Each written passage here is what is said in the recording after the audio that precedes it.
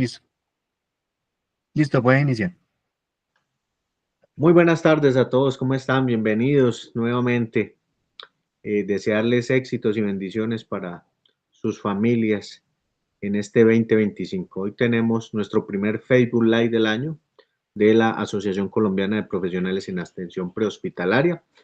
Esta es la voz del paramédico eminente, la cual hoy vamos a hablar de un tema muy importante, que es la importancia de los estándares de calidad y seguridad del paciente en la práctica paramédica. Para eso tenemos un excelente invitado hoy, que es Luis Fernando Tique. Él es abogado y él es especialista en este tema. Voy a darle el paso a Luis para que se presente y nos cuente un poco más sobre él. Bienvenido, Luis, y gracias por acompañarnos. Gracias, Carlos, Fernando, por la invitación. Gracias por este 2025. Esperemos que todos los que nos gusta la atención prehospitalaria, médicos, paramédicos, enfermeras, socorristas, auxiliares, pues estemos cerca de este proceso, de este aprendizaje. Tenemos mucho para dar en el 2025 en atención prehospitalaria o paramedicina, el famoso paramédico. Para eso estamos acá y vamos a brindar todo lo que podamos en este tema de estándares de calidad, que es algo muy esencial, muy importante para los procesos y pues estamos para eso. Ya les comentaba a Carlos, soy prehospitalario, sí, de la Universidad del Valle, abogado de la universitaria, especialista en el área de derecho laboral, telemedicina y con maestría en salud pública. Entonces, acá estamos con, con el tiempito para brindarles estos conocimientos. Sigue, Carlos.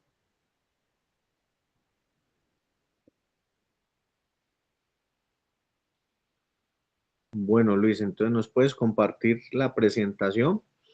Listo. Bueno, entonces si vamos al grano, como dijo la gallina, vamos al grano, entonces voy a darle compartir acá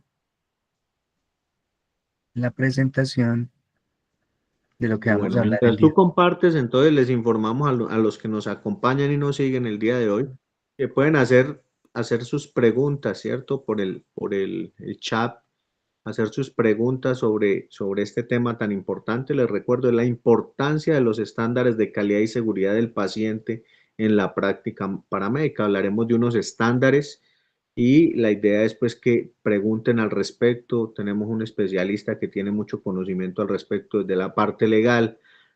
Muchas veces tenemos dudas, tenemos preguntas que surgen en nuestra profesión y también desde otros perfiles, ¿no? Desde la parte de salud, como en esta parte de atención prehospitalaria. Entonces, pues bienvenido Luis, gracias por ilustrarnos sobre el tema y esperemos pues aprender mucho de esto y compartir también experiencias que hemos tenido al respecto. Carlos, ¿me informas si estás viendo la pantalla completa de la diapositiva? Sí, sí se ve la pantalla.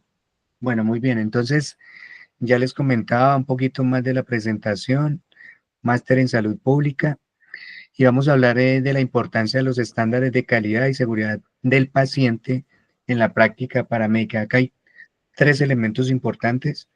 Primero son estándares, que eso, los estándares se vuelven como un elemento esencial en un proceso y ese elemento se transforma en algo que obligatorio. Algo obligatorio luego se transforma en algo legal, ¿sí? Estamos hablando de algo obligatorio en calidad, algo obligatorio en seguridad del paciente, para brindarle la atención al paciente de la forma más, más profesional y en Luis, el campo. qué pena te interrumpo, ¿puedes compartirla completa? Solo se ve una parte de la presentación. Permíteme entonces, a ver qué pasa.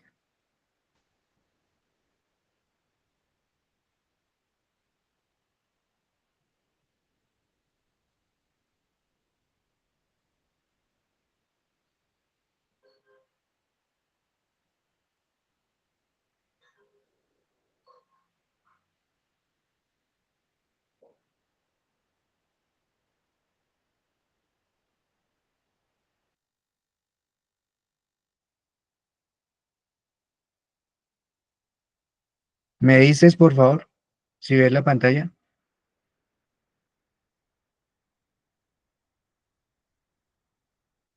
Carlos. Sí, ahora sí se ve. Si puedes compartirla completa, se ve apenas la inicial. Sí, ya la iba a emplear. Listo. ¿Ya se ve grande? Carlos, ¿ya se ve grande? Sí, sí Sí. se ve. Bueno, Ujú. Bueno, bueno, sigamos. Entonces, pues las bases de los estándares de calidad y seguridad del paciente arrancan con las normas en los aspectos legales, ¿sí?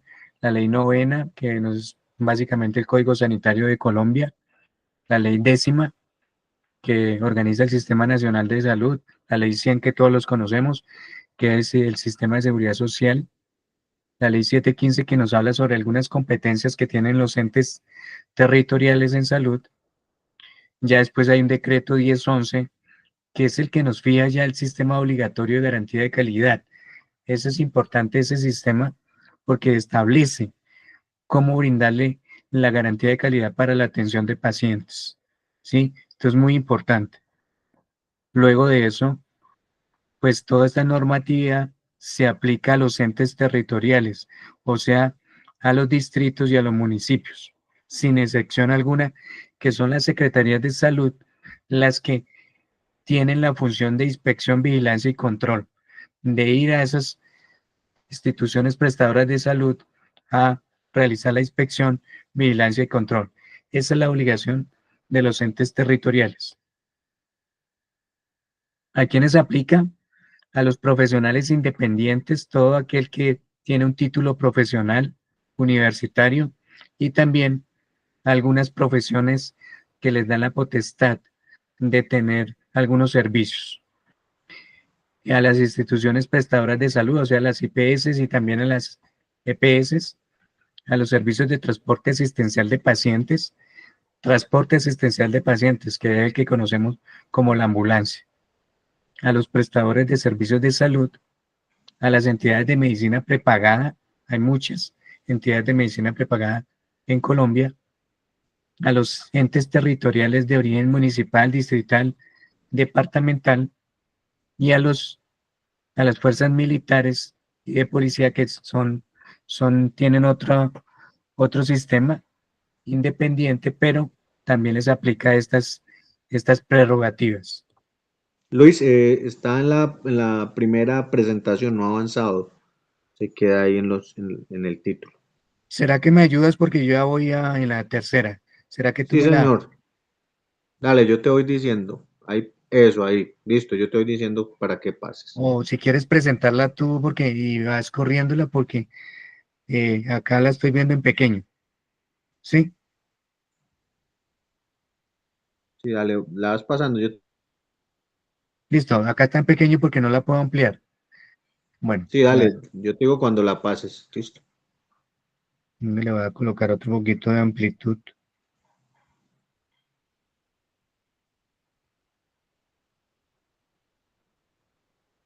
Ahí está bien.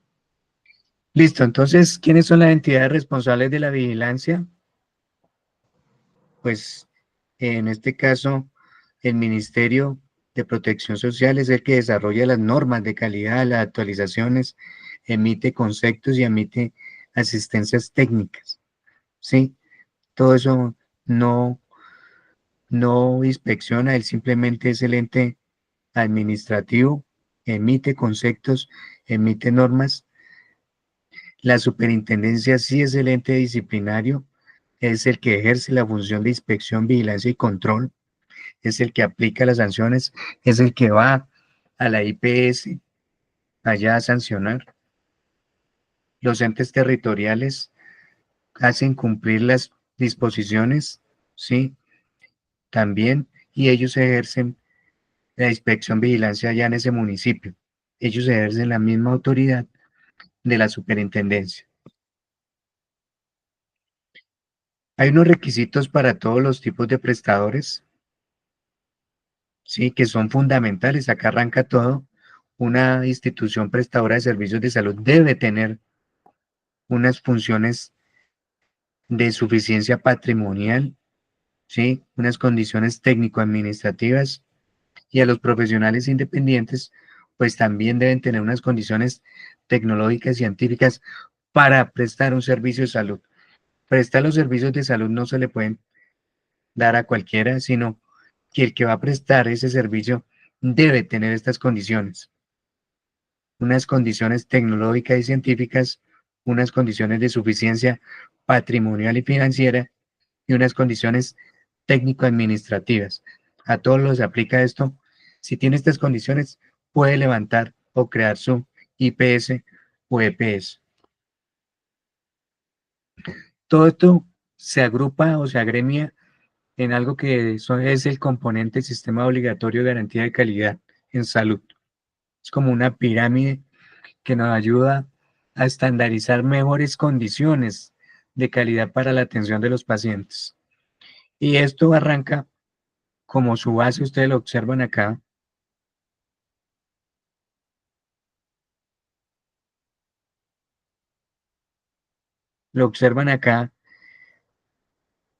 que la base es el sistema único de habilitación.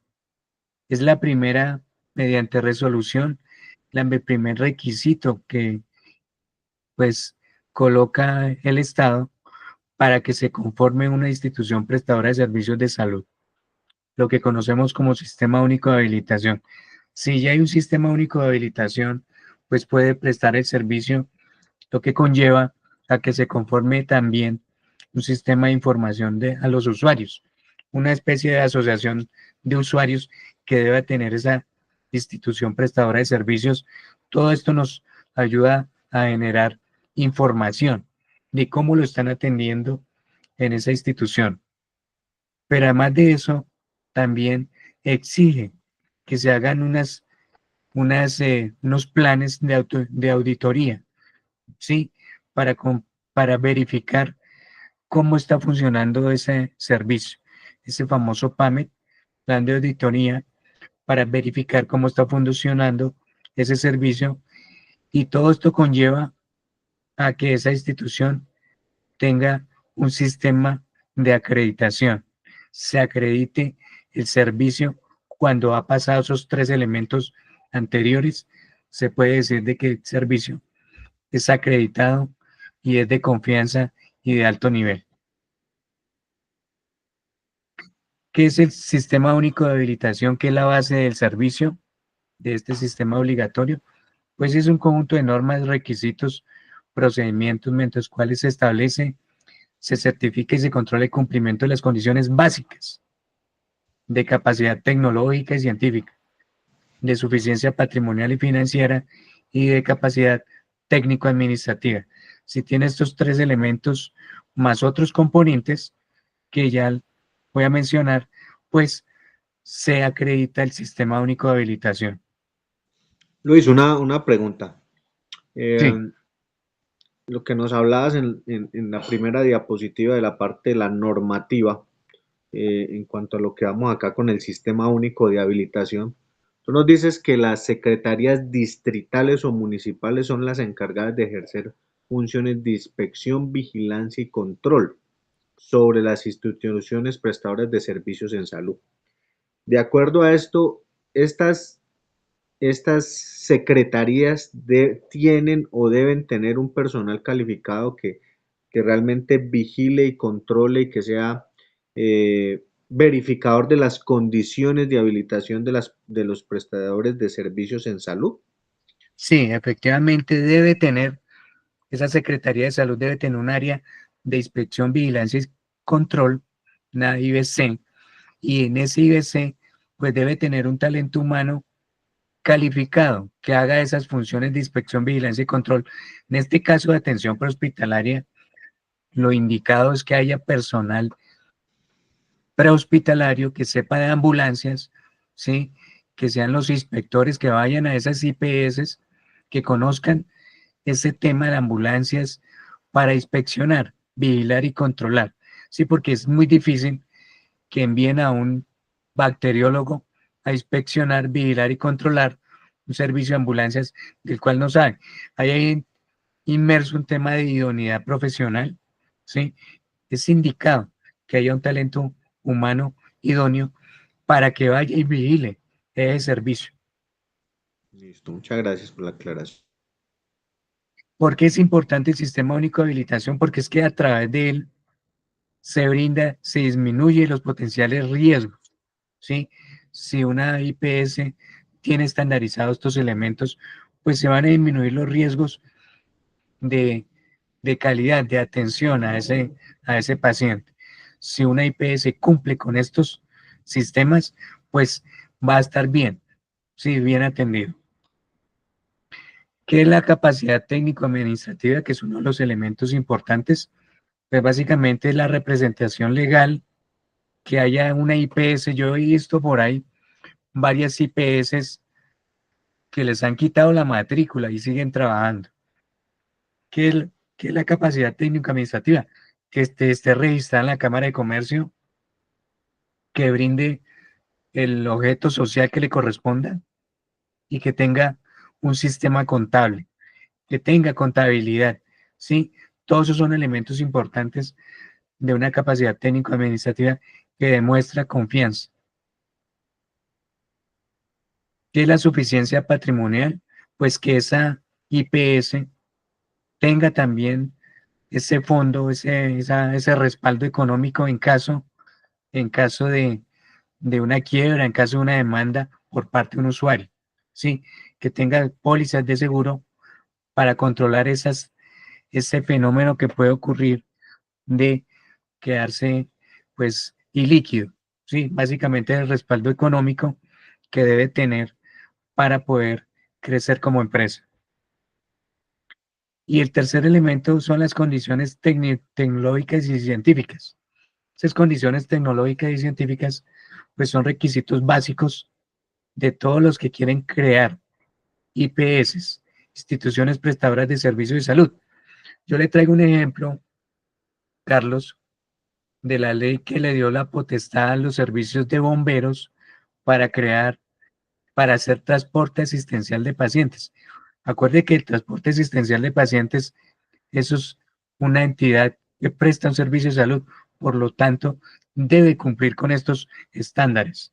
Es una institución prestadora de servicios de salud, así sea los bomberos, que el nombre sea bomberos, pero su objeto social es prestador de servicios de salud, debe cumplir con estos elementos, ¿sí? Entonces, ¿cuáles son los elementos? Son 7 elementos que debe cumplir en los estándares de habilitación: un talento humano, un recurso humano, una infraestructura física, una dotación y su mantenimiento, unos insumos y su gestión, unos procesos prioritarios asistenciales, una historia clínica y sus registros, y una interdependencia de servicios. Voy a hablar de cada uno de ellos porque es importante.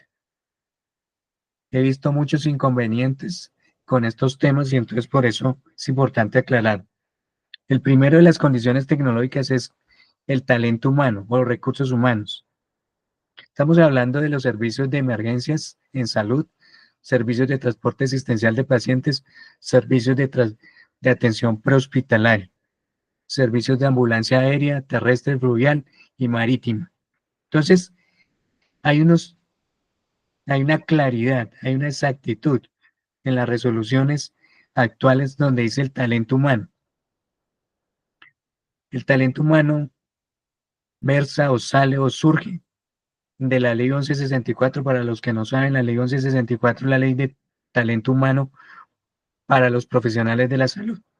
Allá habla sobre la idoneidad profesional, qué funciones debe cumplir tal profesión, qué funciones debe cumplir las ocupaciones, son diferentes.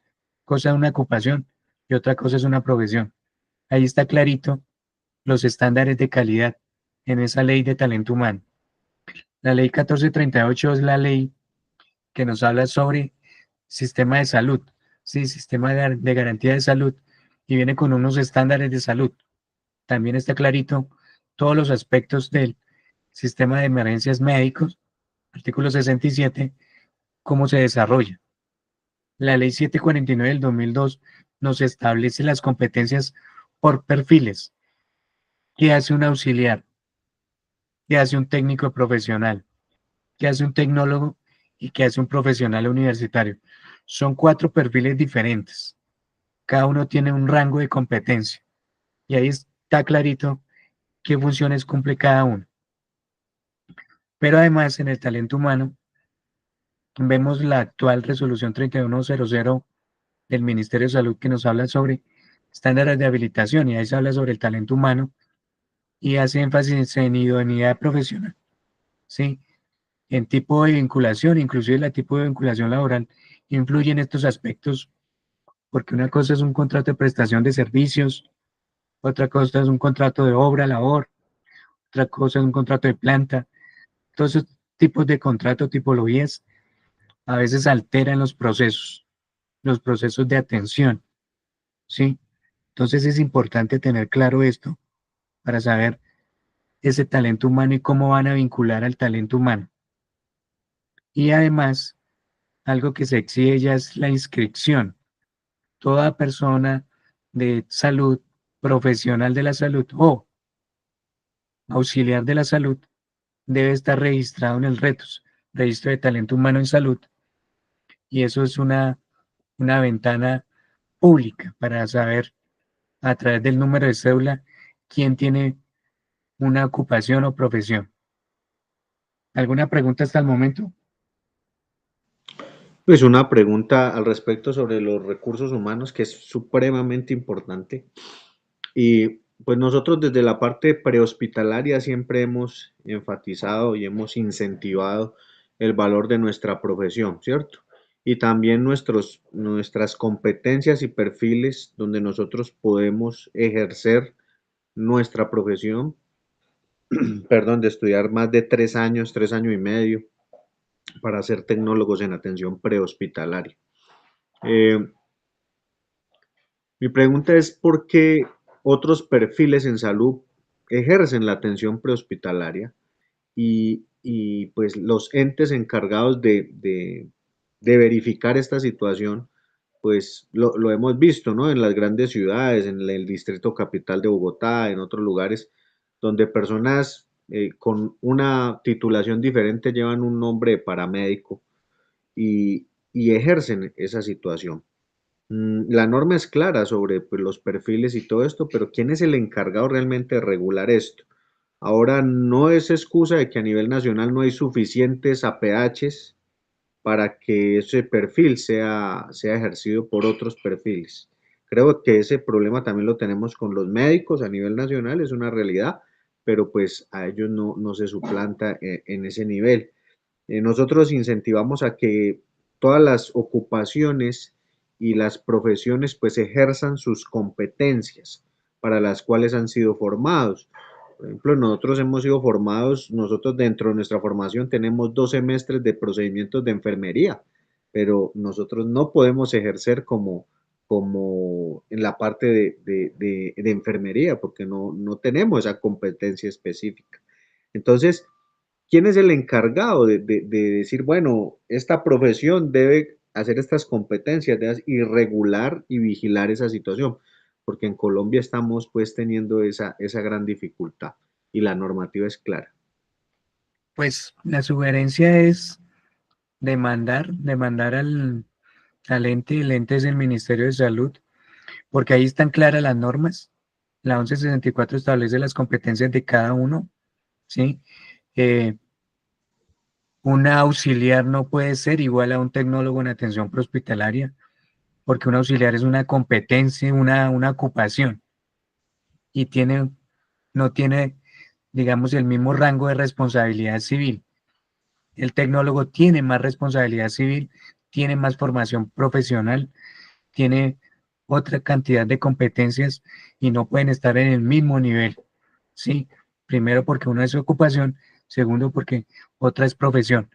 Y yo veo mucho que a los servicios de ambulancia básicos, que acuerden que el traslado asistencial de pacientes básico es para trasladar pacientes sin compromiso vital, ¿sí?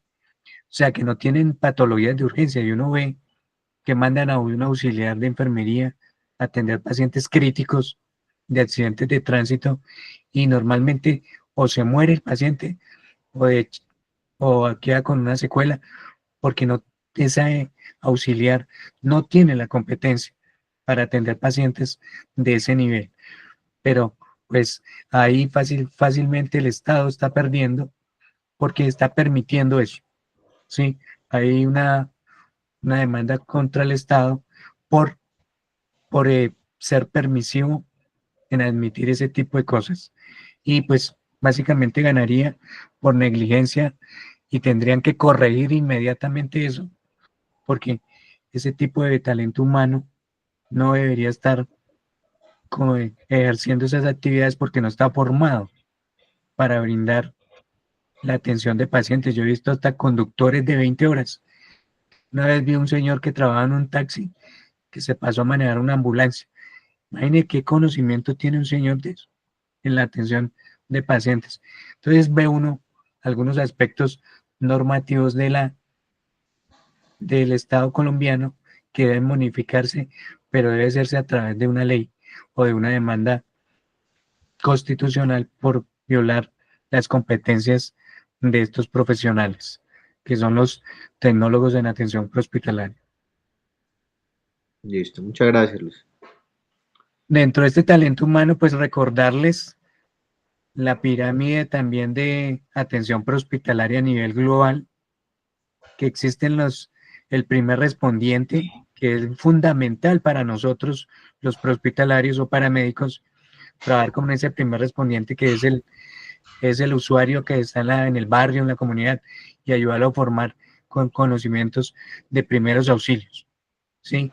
Después de ese primer respondiente, que es un primer auxilio, existe el técnico profesional en atención prehospitalaria, que ya es algo formal, que ya es una persona que se ha formado en una universidad, que ya tiene conocimientos universitarios, médicos, y va a ayudar más al paciente. Ese técnico profesional se va a formar con algo que llamamos soporte vital básico, y él va a brindar el soporte vital básico. Luego de ese técnico profesional, sigue en Colombia el tecnólogo en atención prehospitalaria, que se debe formar en soporte vital avanzado. Lo vemos en Colombia, en muchas universidades fortalecen el soporte vital avanzado para este tecnólogo prehospitalario y lo ve uno bien capacitado, y ese es el que debe estar en las ambulancias brindando la atención avanzada, ¿sí? Avanzada de los pacientes. Luego a nivel mundial, y nada más acá cerca Colombia, Panamá, Ecuador, Venezuela, Bolivia, tienen profesionales en atención prehospitalaria. Existe el licenciado en atención prehospitalaria en algunos países y en otros profesional en atención prehospitalaria, ¿sí? Que es el grado profesional universitario, que es el que brinda la atención crítica. Ya ese profesional, su competencia es el manejo del paciente a nivel, digamos, de cuidado intensivo. Hay ambulancias a nivel mundial que son ambulancias de cuidado intensivo. ¿Qué es el cuidado intensivo? Manejo crítico del paciente con manejo de inotrópicos, medicamentos avanzados para sostener el paciente. Eso es el manejo del paciente crítico. Sondas nasogástricas, sondas catéteres, toda esa cuestión es el manejo crítico. Entonces, luego de eso siguen los posgrados, siguen las especialidades, las maestrías y los doctorados. Sí, para que tengan en cuenta, también informarles que, que, este, que este talento humano es de nivel, en algunos países es de nivel de doctor. El paramédico es un doctor en otros países, acá en Colombia no ha avanzado, porque son doctorados, han obtenido el grado de doctorados, solo el que tiene el grado de doctorado se le dice doctor. Entonces es importante tener en cuenta eso, porque en Colombia vi una publicación de una universidad donde decía que no existen en el mundo los profesionales en atención prehospitalaria, que ese cargo lo deben asumir los médicos en las ambulancias, y esa insinuación fue la que hizo cambiar el sistema de atención prehospitalaria en Colombia, en esa universidad por allá en Antioquia, que eso cambió el rumbo. Entonces desconoció el perfil profesional, la idoneidad, desconoció muchas cosas. Entonces estamos en ese cambio porque estamos poco atrasados en talento humano. Bueno, Bueno, Luis, de acuerdo a esto, una pregunta. em, en Colombia existe unas ocupaciones descritas en la página del Ministerio del Trabajo que se llama Ocupacol, en la cual habla del técnico en atención prehospitalaria y habla del paramédico. Se supone que el Ministerio del Trabajo toma de la OIT, la Organización Mundial del Trabajo, el término paramédico, ya lo organiza y lo especifica ahí, inclusive con unas competencias. Pero aquí tenemos una situación que es muy importante aclararla desde tu parte como especialista y profesional al respecto. En Colombia, el título que se tiene es atención prehospitalaria. Nosotros salimos como técnicos, técnicos profesionales o tecnólogos en atención prehospitalaria. No tenemos todavía la universidad que brinde la parte universitaria o profesional al respecto. Eh, Ese es nuestro título y así estamos consignados en el Registro Único de Talento Humano en Salud.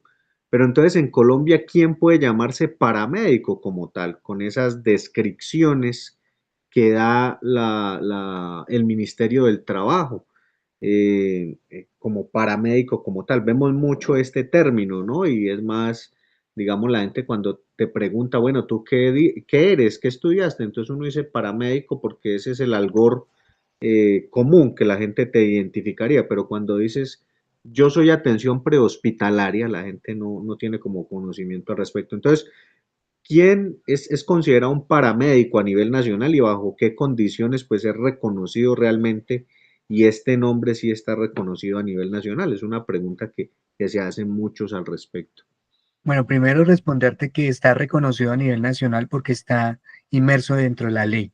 Usted mismo lo Ujú. mencionó, ya lo recogió, el Ministerio de Trabajo absorbió eso y ya existe el término paramédico. Primero, o sea, ya reconocido, primero. Segundo, decirte que el hecho de que el título, que uno estudie una carrera, no quiere decir que no sea reconocido a nivel mundial. Por ejemplo, los que estudian derecho, nosotros entramos a estudiar derecho, pero el título que nos dan es el de abogado, es diferente, ¿sí? Los prehospitalarios estudian atención prehospitalaria, deberían darles el título de paramédico, ¿sí? ¿Por qué? La carrera de atención prehospitalaria, si usted hace una revisión a nivel mundial, prehospital care es atención prehospitalaria, todos los que estudian atención prehospitalaria, su título es de paramédico en otros países. Acá, el que estudió atención prehospitalaria le dieron el título de atención prehospitalaria. Debería ser todo el que estudia atención prehospitalaria, título paramédico. Pero ¿qué pasa con ese título de paramédico? Recordar que el paramédico a nivel mundial tiene diferentes niveles de formación. Un paramédico profesional, un paramédico de nivel tecnólogo, como en este caso de ustedes, los tecnólogos, y un paramédico de nivel técnico. Entonces, son cosas que hay que entender, ¿sí? Para tenerlas claro, porque si la gente le pregunta, ¿usted qué estudió? Atención prehospitalaria. No, no saben. Pero si le preguntan, ¿usted es paramédico? Ya saben que es de ambulancia. Pero esa persona que trabaja en ambulancia debe también ser ético y decir de qué nivel es usted como paramédico. No, yo soy técnico, soy tecnólogo o soy universitario, profesional universitario, porque eso le da el grado de competencia. Entonces hay que entender eso. Lo otro es que también he observado que los mismos prehospitalarios de Colombia les da miedo o les da pena llamarse paramédicos en Colombia, porque si ellos no son como reconocidos a nivel mundial, sabiendo que esta profesión, por eso la OIT, usted lo mencionó, el Ministerio de Trabajo absorbió las profesiones y ocupaciones de la Organización Internacional del Trabajo para unificarlas a nivel mundial. Y cuando los unificó, se dio cuenta que en Colombia sí hay paramédicos. Los paramédicos que existen en Estados Unidos, en Canadá, en Australia, en Reino Unido, en Sudáfrica, en África, en Nueva Zelanda. Entonces, es importante tener ese claro el título porque nosotros no somos únicos en Colombia, en el mundo. Sí, pues somos paramédicos, los paramédicos existen a nivel mundial. Por eso es importante entender el grado del título y las competencias. ¿Entendido? Sí, muchas gracias, Luis. Dos, sigamos con la infraestructura. ¿Por qué es importante la infraestructura en las instituciones prestadoras de servicios, los que crean o los que quieren crear un servicio? Pues es importante tener una oficina donde se brinde las garantías, donde se brinde mantenimiento, donde haya una estructura física, así sea en arriendo, pero una estructura que le brinde acceso a la atención a los usuarios. Si hay un usuario que quiere quejar, pues tiene que ir allá a ese sitio, allá donde queda la oficina de esa IPS. Pero además de eso, en el caso de las ambulancias, que es algo curioso, que últimamente han venido modificando las ambulancias, las carrocerías, y ya vemos ambulancias de dos puestos, ambulancias que súper pequeñas que no le brindan la oportunidad de trabajar al prehospitalario. Sí, claro que las condiciones de carretera colombianas pues también no brindan mucho, pero las ambulancias deberían ser amplias para un trabajo donde el profesional pueda moverse dentro de la ambulancia, pueda atender a su paciente o máximo otro paciente y movilizarse dentro de esa carrocería, donde, dentro de ese cubículo para atender al paciente, que eso es lo que no está viendo últimamente. Son condiciones de seguridad y salud en el trabajo para ese prehospitalario.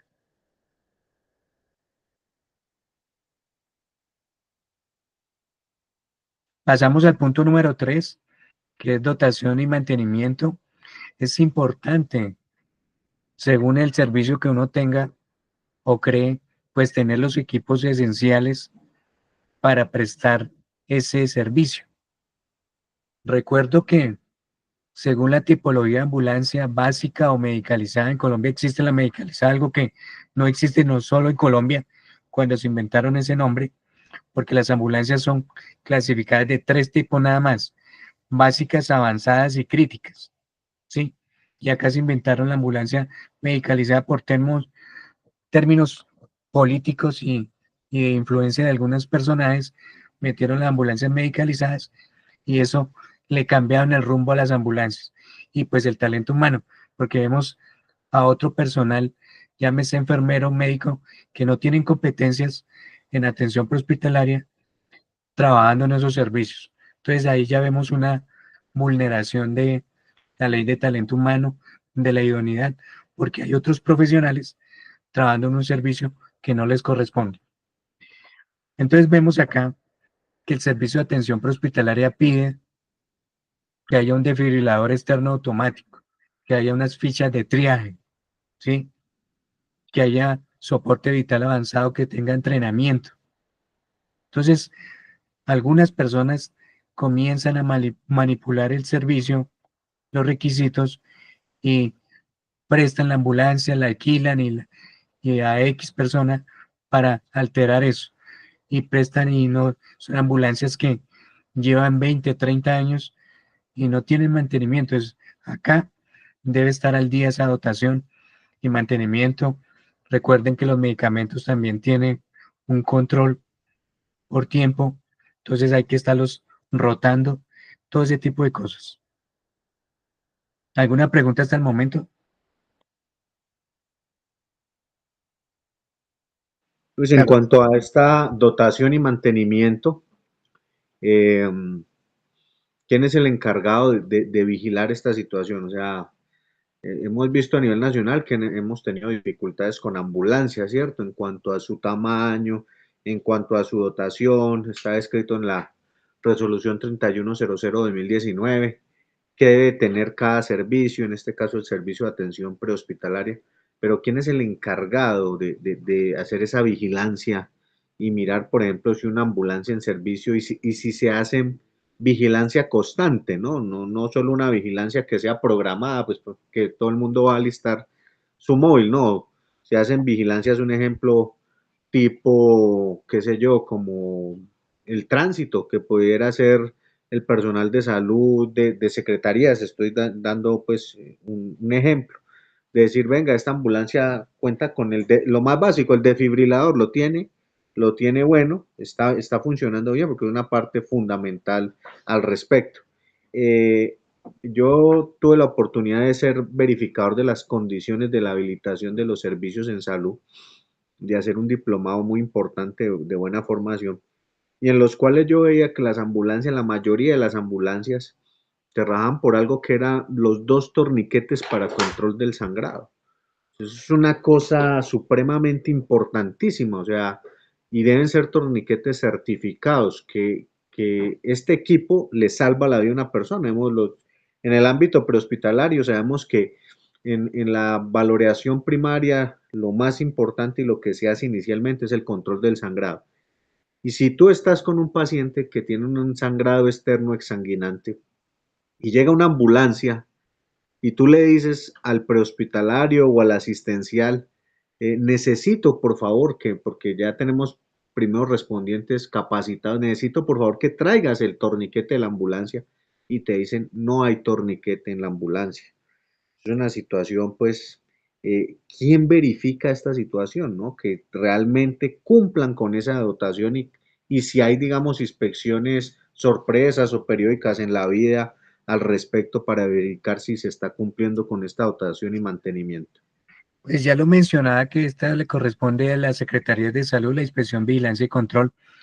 La vaina es que ellos no hacen ni inspecciones previas, porque estos son cosas previas que deberían hacer las secretarías para verificar su funcionamiento, su dotación y mantenimiento, porque recuerdo una vez que se trasladaron en una ambulancia y se quedó sin gasolina, sí, a mitad de camino, y una vez que trasladaron un paciente y se quedó sin oxígeno, falleció el paciente, sí, y la ambulancia pues tampoco sin gasolina pudo llegar a su sitio. Todo esto hace ver que no están haciendo un control ni una verificación las mismas IPS, y esto debería verse en las inspecciones vigilancia y control, una verificación previa, o por lo menos que reporten esta dotación y mantenimiento, que lo reporten al CRUE día a día, cómo está funcionando, qué cosas tienen y todo, para que se lleve el control. Debería ser así, pero no lo hace.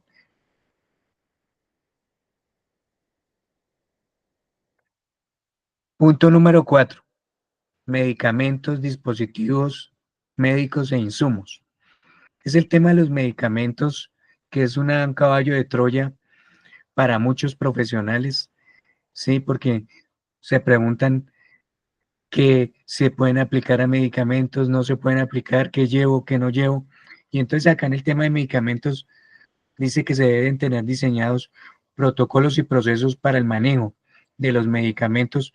Recuerden que los medicamentos, por eso en este servicio de ambulancia tienen que haber profesionales, no es cualquiera aplicando medicamentos por gusto, no. Tienen que haber unos profesionales que son los que saben aplicar el medicamento y para qué van a aplicarlo, ¿sí? Pero uno ve en algunos servicios unos por allá aplicando medicamentos sin conocimiento, sin saber para qué sirve, sin conocer las reacciones adversas de los medicamentos, sin hacer una historia clínica, nada, absolutamente.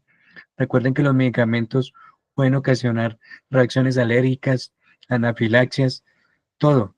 Entonces es importante el tema de los medicamentos y que se debe tener claro ese proceso, el manejo de los dispositivos médicos, dispositivo médico, por ejemplo, succión, ¿sí? ¿Quién hace la succión? ¿Quién en el de succión? El DEA, ¿sí? Un glucómetro. Son dispositivos médicos que deben estar calibrados con certificación del ingeniero biomédico que diga que esté funcionando. ¿Alguna pregunta sobre medicamentos?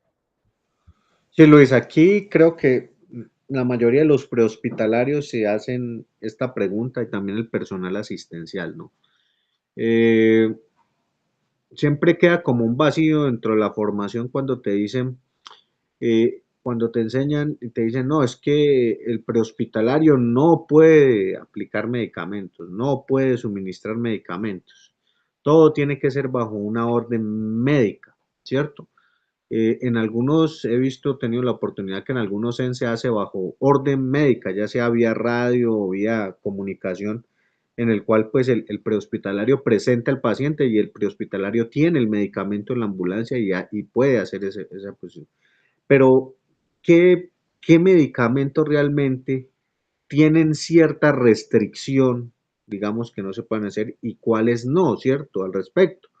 Me imagino que debe haber una norma en la cual uno ve medicamentos que son de venta libre, ¿cierto? Hablamos para el dolor, no sé, una cefalea, hablamos de un dolor, no un dolor pues tan grave.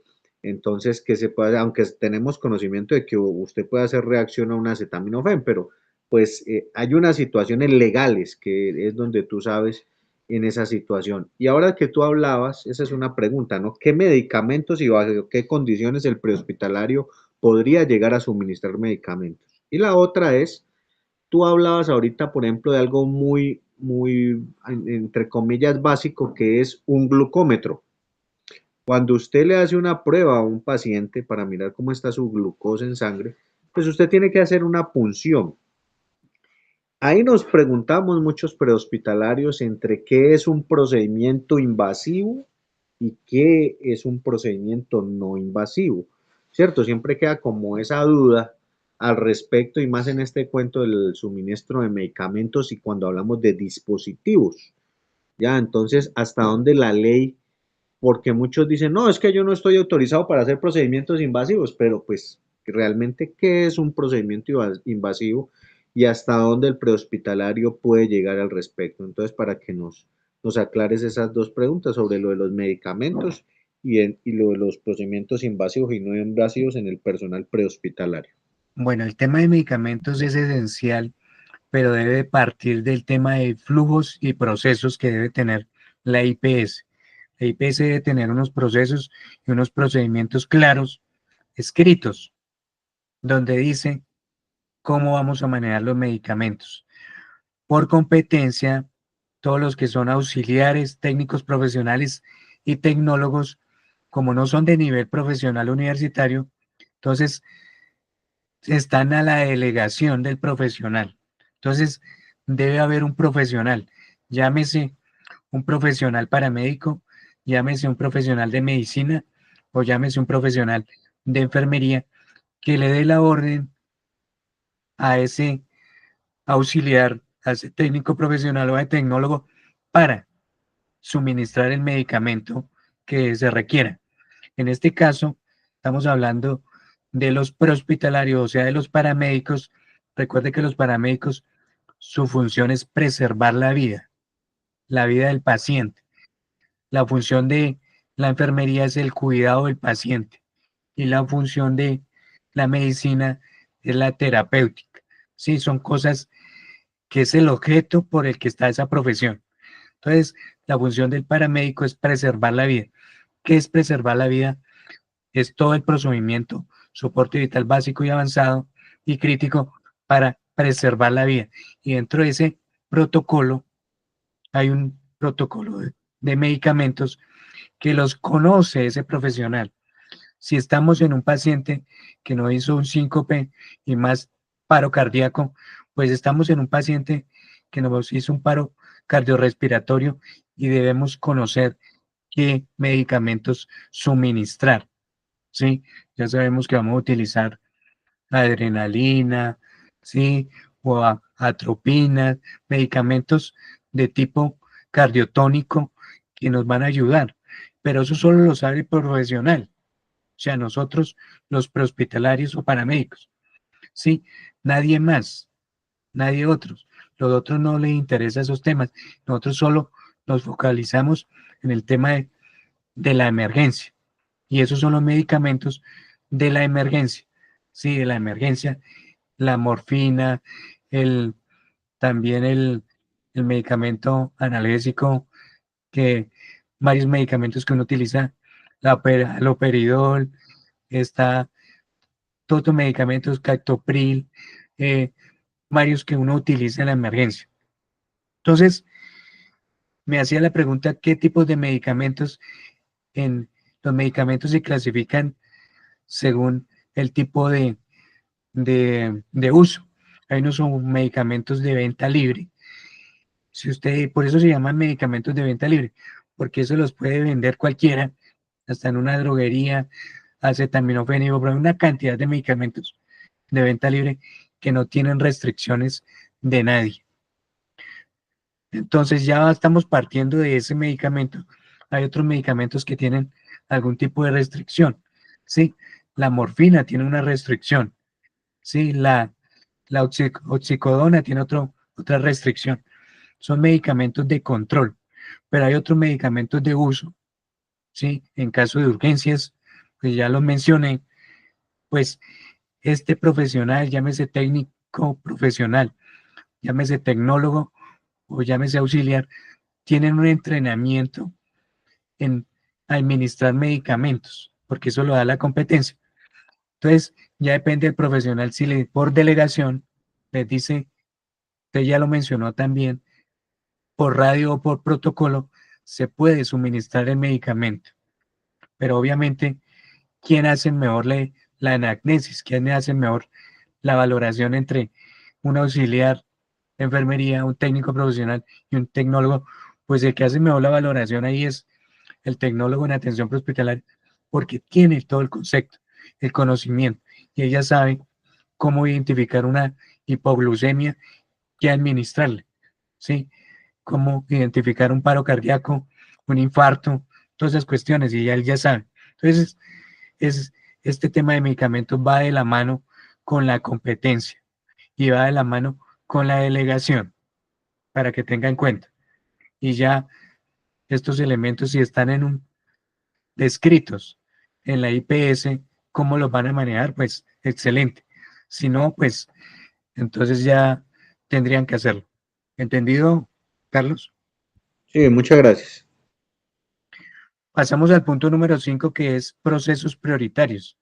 Los procesos prioritarios es que dan por escrito los protocolos de manejo de pacientes. Si estamos hablando de servicios de ambulancia, atención prehospitalaria, ambulancia aérea, fluvial, terrestre, marítima, pues deben haber unos protocolos de manejo de pacientes en caso de urgencias, emergencias y desastres. Descritos, escritos, realizados, porque también hay que entrenarse a la personal que está ahí en esa IPS. Sí, hay que entrenarlos, a pesar de que ya tienen su entrenamiento, pero hay que entrenarlos y dar sustentado que se le hizo capacitación en manejo de paciente con síndrome conversivo, manejo de intento suicida, manejo de emergencias psiquiátricas, manejo de emergencias eh, pediátricas, cosas como esas que deben quedar escritas, manejo del triaje del paciente, todo debería quedar escrito. Me hacían una pregunta una vez en una ambulancia. ¿Se pueden trasladar dos pacientes o en una ambulancia cuando no hay un familiar? ¿Se puede trasladar al paciente o no? Me responde Carlos. Sí, ahora tú que hablabas sobre esa situación de si se puede transportar dos pacientes o sin el acompañante, ¿no? Siempre nos habían enseñado a nosotros que siempre tiene que haber una persona acompañante de esa persona, pero yo digo que depende del caso, ¿no? Porque hay situaciones donde, por ejemplo, tú encontrarías a un paciente en el cual, por ejemplo, es un víctima de un vehículo fantasma, ¿cierto? Y tú de dónde vas ahí hay prioridades, que es la atención y salvar la vida desde la parte prehospitalaria. Pero desde la parte de que se pueden transportar dos pacientes, digo yo, pues que una ambulancia, un habitáculo de una ambulancia no está habilitada para transportar dos pacientes en condiciones, digamos, críticas, ¿cierto? No contamos con las dos camillas, no contamos con el personal asistencial. Yo diría pues que dependería del caso, pero pues tú eres el experto en la parte legal, en la cual nos podrías informar al respecto sobre esto. Pues automáticamente yo lo refiero a la resolución 3100 del 2019, área de traslado asistencial de pacientes, área de procesos, en la donde dice que en los sitios donde no hay una acompañante se puede trasladar el paciente siempre y cuando la IPS tenga descrito en sus protocolos y procedimientos que se puede trasladar. ¿Sí? Entonces queda la potestad a la IPS, que debe ya tener descrito el protocolo en los casos donde no se encuentre un familiar, un adulto mayor o alguien, pero que se requiere transportar. Entonces, sí se puede hacer siempre y cuando esté descrito y queda potestad de la IPS. Y eso está en la resolución. Solo hay que utilizar bien la resolución y leer un poquito ese tema. Es más, creo que a nivel nacional ya tuvimos un caso, ¿no? Documentado de una demanda al respecto, ¿no? Porque era una paciente que se le refería que se iba a transportar, pero siempre se le negaba el transporte que porque no tenía acompañante, que porque no tenía acompañante, a lo Sí. cual ella entabló una demanda, me parece que hace 2 años, al respecto donde le contestan lo que tú estás diciendo, de que bajo esas condiciones, donde se tengan los procesos descritos, pues se puede trasladar a ese paciente. Muy bien, entonces seguimos avanzando con el último punto, uno de los últimos, que es las historias clínicas. Recordar que la historia clínica se vuelve es un documento público, pues digamos público para, para acceso a la persona. No es un documento abierto para todo el mundo, pero es un documento privado, mejor dicho, es un documento privado donde hay unas condiciones para conocerlo. Ese, esa historia clínica debe recopilar toda la información en la atención. Es un documento fundamental para que se convierta en algo legal, en un documento legal, ¿sí? Y ese documento está descrito todas las acciones que hicieron con el paciente, ¿sí? No requiere enmendaduras, ni borrados, ni tachaduras, nada. Ya se está haciendo electrónicamente, pero es a través de ese documento que se utiliza la línea de tiempo en la atención de pacientes. Recordar que la línea de tiempo es fundamental en los servicios de ambulancia.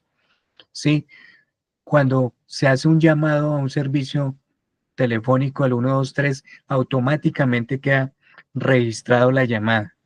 Entonces ya va el primer punto. Desde ahí comienza la atención del paciente cuando mandan la ambulancia, cuánto tiempo llegó la ambulancia, cuánto tiempo en el momento de llegar la ambulancia, cuánto dura en el sitio la ambulancia, cuánto dura en el desplazamiento y qué le hicieron, qué procedimiento le hicieron. Todo eso es una línea de tiempo que solo los profesionales que trabajan en estas áreas identifican la importancia para hacerle seguimiento a la atención de ese profesional de la salud, de ese paciente, en caso que se presente una demanda, si se muere el paciente o no.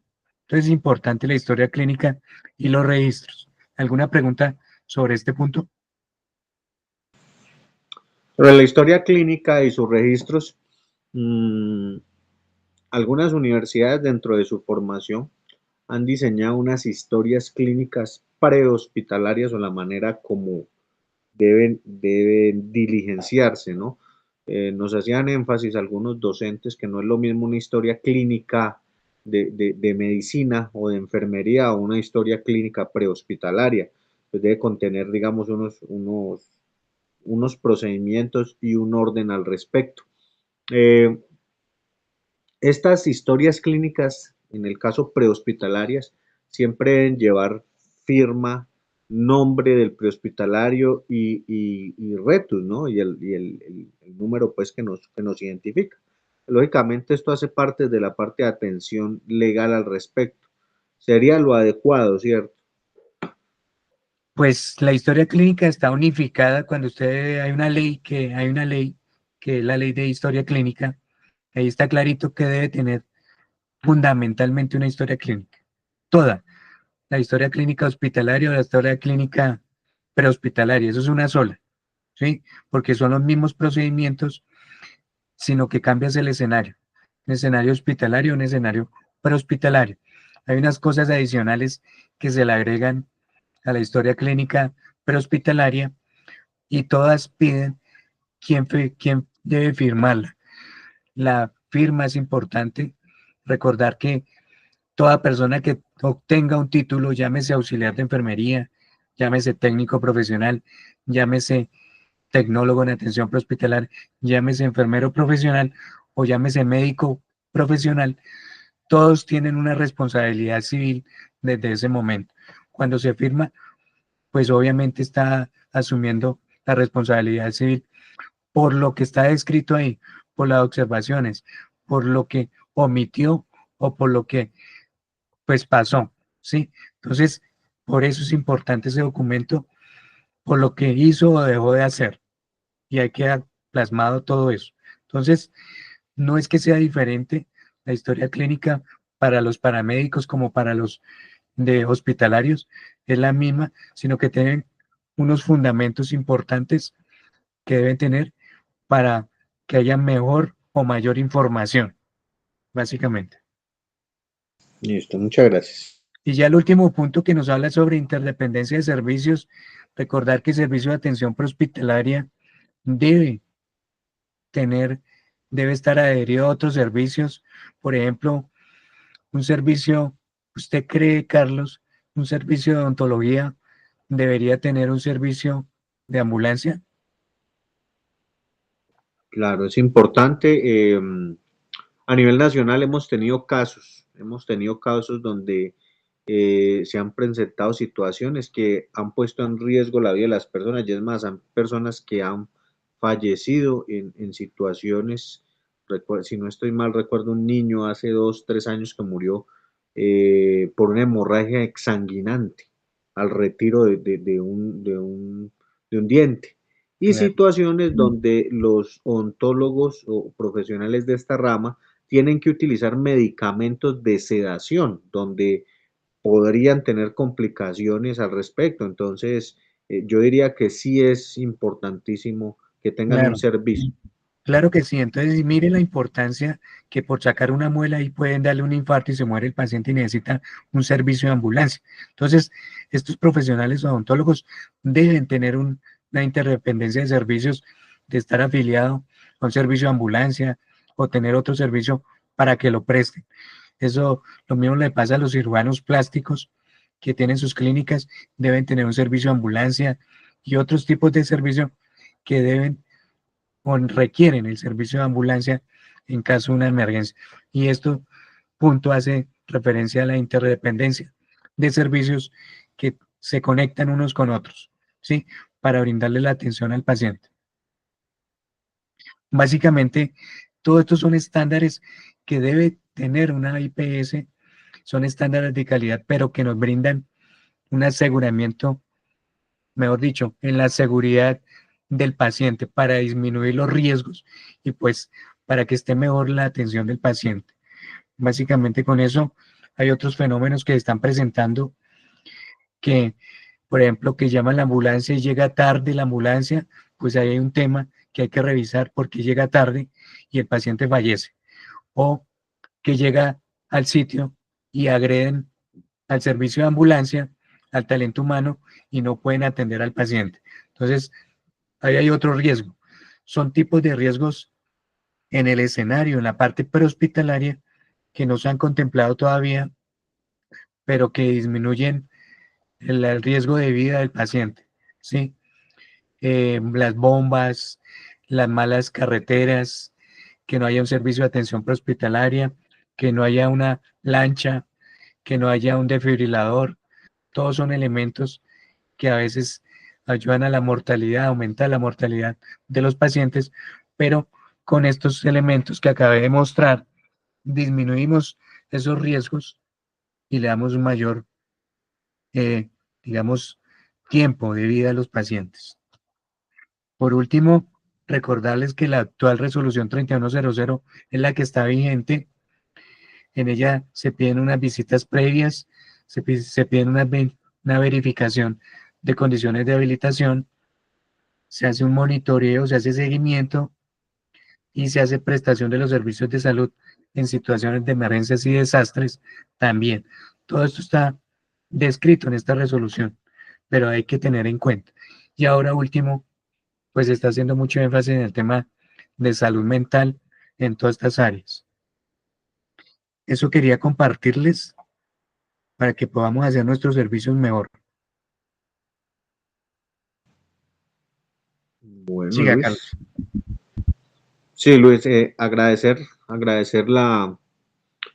¿Sí me escuchas? Sí, te escucho. Sí, Luis, agradecer pues esta oportunidad de que nos ilustres con tu formación y la parte de tu especialidad al respecto, porque teníamos los prehospitalarios, el personal de salud y de otras ramas de la salud, auxiliares, profesionales. Es bueno tener esta claridad sobre la importancia de los estándares de calidad y seguridad del paciente en la práctica paramédica, ¿no? Enfocado en la parte de atención prehospitalaria. Es importante esto para el buen ejercicio de nuestras competencias como prehospitalario. Te agradezco mucho tu acompañamiento al respecto y pues estamos prestos a cualquier duda, información o pregunta.